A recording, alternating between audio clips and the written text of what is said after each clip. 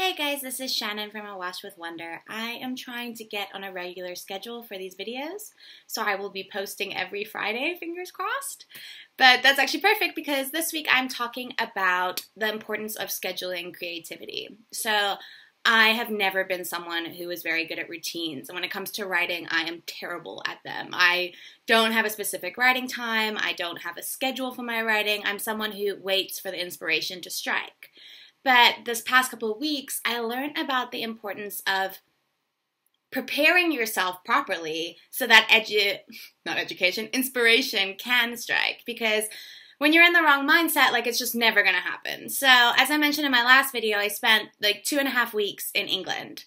And I departed from my regular life completely. So I've mentioned before that I am into labels. I like to label myself. And it's not because I think that I have to stick to those labels and I can never grow out of them, but I like to define who I am, and so that I can find people who are like me, and also so that I can decide at any point, well, that doesn't really work for me anymore, and then I can grow out of it. So one of the labels that I define myself as is introvert, and that gets misconstrued a lot, but for me, introvert and extrovert are just defined by how you get your energy.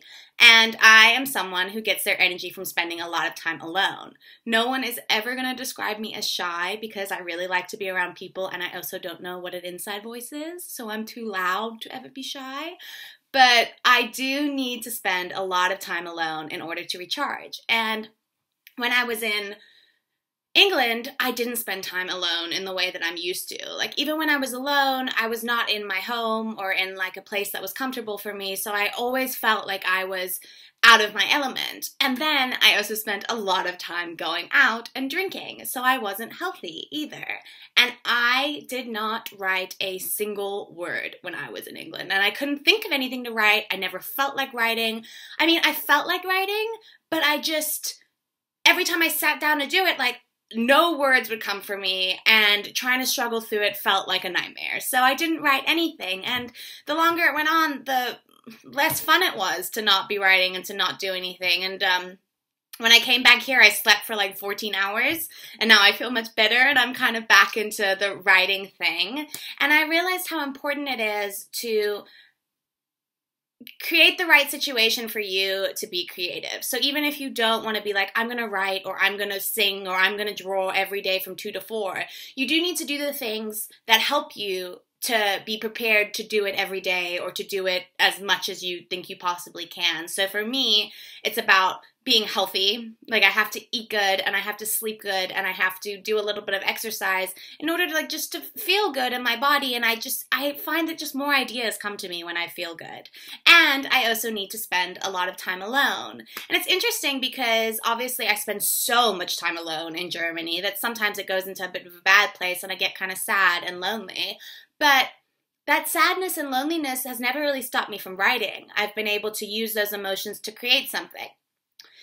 And so the reason I think it's so important to be creative, I am not a creativity snob. I think that everyone is creative. I don't care about creative geniuses. Obviously, I think that some people have an innate talent, and there's always going to be people that are better than you at something.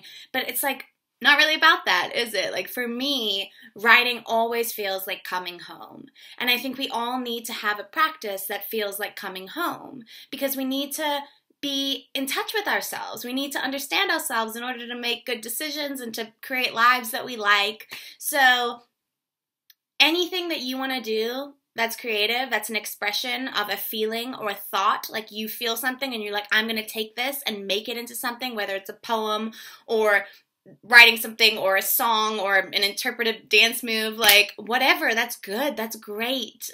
To take something and to turn it into something else is an act of creativity, and everyone should freaking do it. So I guess this video is just about discussing what you need to do to be creative. I know what I need to do, and the importance of being creative, and to not discount it. So I'm so happy to be home now, because every day I get to write something, and maybe those things will never see the light of day, but I feel home in more than just a physical sense. I feel like I've come home a little bit to myself. So that's what it takes for me to be creative. What does it take for you to be creative?